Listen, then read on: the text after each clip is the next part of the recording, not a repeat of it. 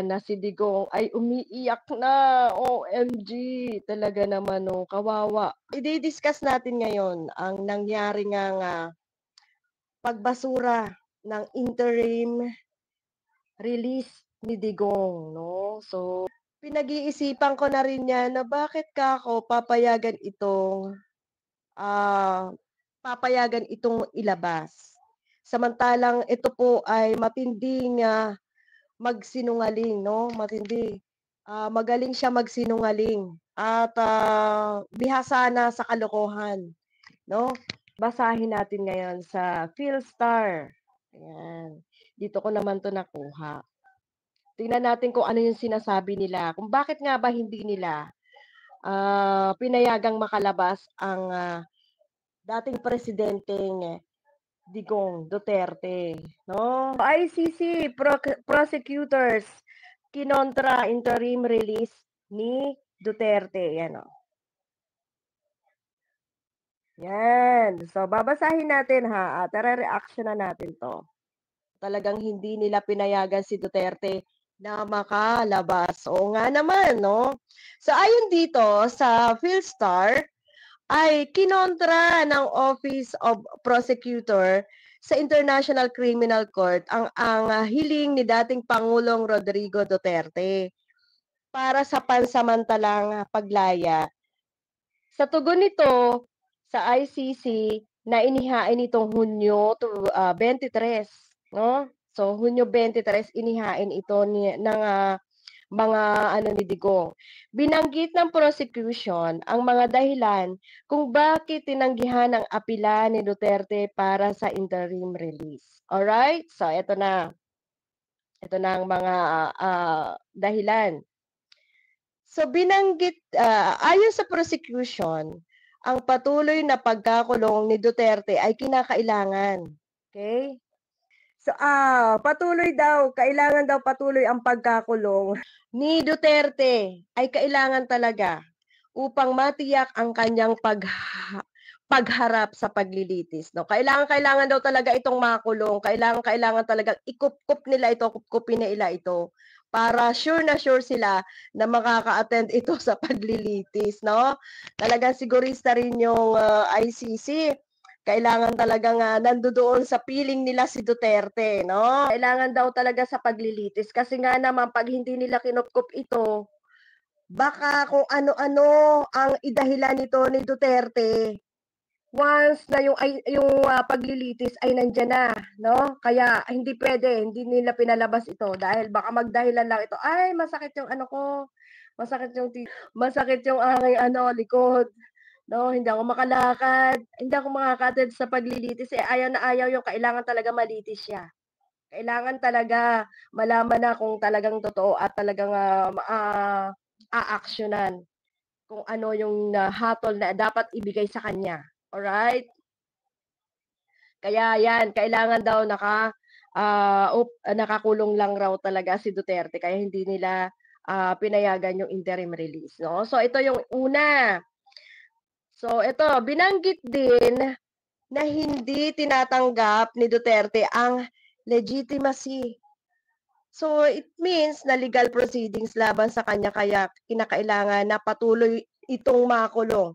So ibig sabihin nito, hindi kasi tinatanggap ng mga Duterte na legit yung pagkakakulong niya. 'Di ba nga sinasabi nga nila ng mga, kampo nila na illegal daw ang pagkakahuli sa kanya.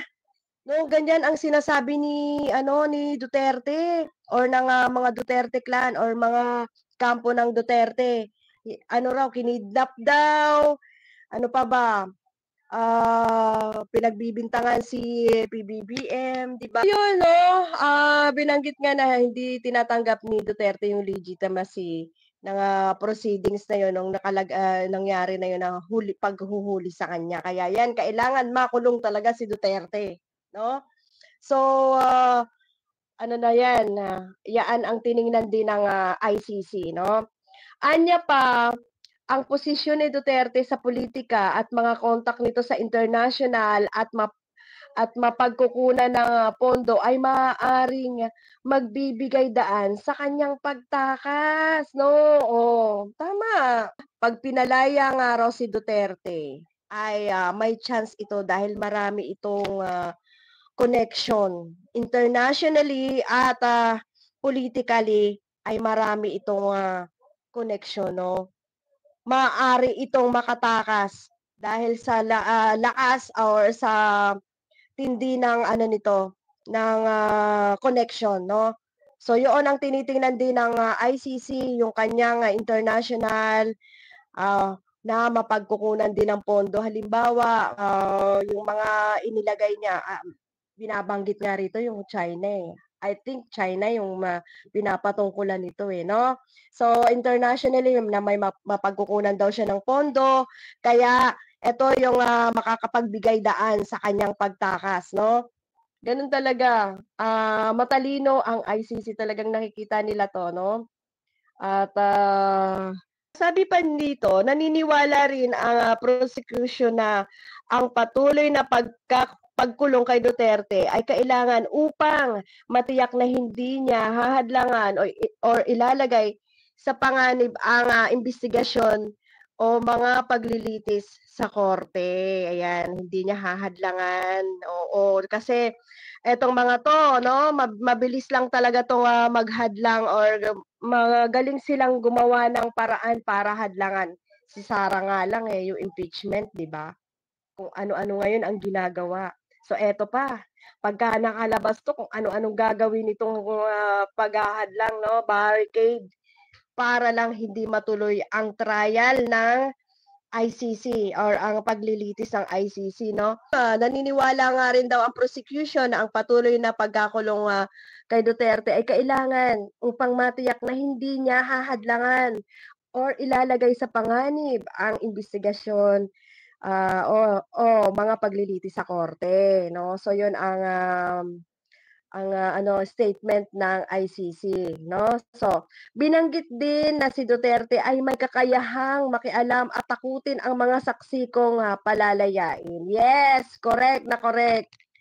Ano ang gagawin niya sa mga saksi or testigo, 'no? Tatakutin ang mga testigo, para hindi makapagtestigo, alright? Baka bibigyan niya lang ito ng pera at, talagang magpapaano na ang mga testigo, baka gano'n ang gawin niya. So, kahit na sabihin pang, 80 years old na 'yan, kayang-kaya pa rin niya 'yan dahil marami talaga siyang galamay, alright? Marami siyang puwedeng utusan kahit na napakatanda niya na, 'no? Hindi hindi hadlang yung, edad ni Digong para gawin ito lahat. At, mangyayari ang gusto niyang mangyari, 'no? Gagawa at gagawa siya ng paraan, okey? Binanggit daw na, kakayahang makialam, takutin, 'no? Tatakutin ang saksi kung palalayain siya, 'no? So, 'yun ang nakikita ng ICC, alright? Ayon sa prosecution, ang, katotohanan na si Duterte ay nahalal bilang alkalde ng Davao City at ang kanyang mga anak ay may mga posisyon sa politika ng bansa. Ay nagpapakita na siya, ang kanyang pamilya at ang mga kasamahan ay may kakayahang impluwensyahan at saktan ang mga saksi. Tama, 'no? Naman daw natin na nanalo pa 'yan si Digonio sa Davao bilang mayor at yung mga anak nga ay nasa kapangyarihan kaya kayang-kaya nila na, gawin ang, kasamaan, at, may kakayahang maimpluwensyahan at, saktan ang mga saksi, 'no? Puwede nila itong, it's either saktan, it's either dukutin, kung anong gustong gawin nila diyan sa mga saksi, sa mga testigo. Puwede rin nilang suhulan ito ng pera kung, ayaw na talaga nilang pumatay, 'no? Ganyan ang gagawin nila. Puwedeng-puwede, kaya sasabihin pa nila na hindi nagagawa or hindi na kayang gawin ni Duterte yung ano, krimen. Hindi, sila ang gagawa niyan, sila ang babata pa nila.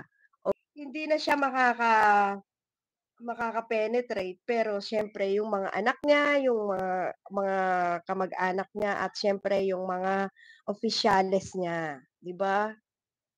Yun talaga ang nakikita namin nun kaya nga sabi namin ganyan ang gagawin ko. Alam niyo etong, ICC ay matalino 'no, sobrang talino. Kaya yung lahat ng agam-agam natin ay iyan. Yan na yung, resulta, okey. Eto pa, meron pa. Idinagdag ng prosecution na si, Duterte at ang kanyang mga kasama ay may history na ng pakikialam sa mga imbestigasyon laban sa kanya. So ano ba 'tong, sinasabi rito na nakikialam daw sa mga imbestigasyon laban sa kanya? Hinihalimbawa nila ang, mga kaso ng pananakot laban kay dating senador, ayun! Leila de Lima at self-confessed hitman na si Edgar Matubato at ang mga banta ni Duterte laban sa mga individual na tumututol sa kanyang giyera kontra droga noong siya ay presidente ng Pilipinas, 'yan. Puwede siyang, gumawa-gawa ng kaso, 'yun. Halimbawa nga raw yung kay Leila de Lima, 'di ba, alam ng ICC 'no.